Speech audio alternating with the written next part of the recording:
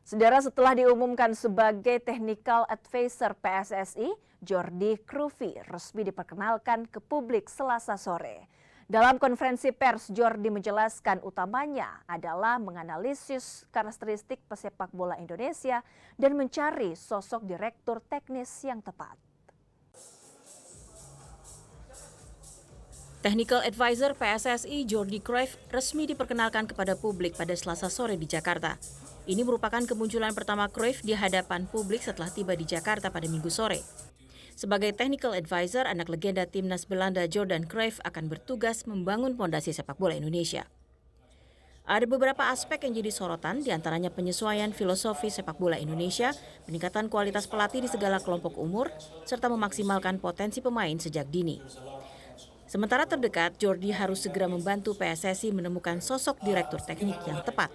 Dirtek inilah yang akan mengawal program dan kebijakan yang telah dirumuskan bersama. Well, I think the first thing to do is to analyze, to study everything, to talk with a lot of professional coaches and players that are playing in the league to understand and to get a better idea of understanding the players' mentality, the sport mentality. We come here to try to bring the quickest immediate results that we can, to create the belief, to create the happiness, to give a right answer to all the passion that people have for football here and for the country. But I think it also takes a little bit of time. You can't just expect in one day things change. Di timnas senior, Jordi juga siap berkolaborasi dengan tim kepelatihan yang dikomandoi Patrick Kluivert, termasuk dalam mempersiapkan apapun yang dibutuhkan tim pelatih guna menunjang performa tim.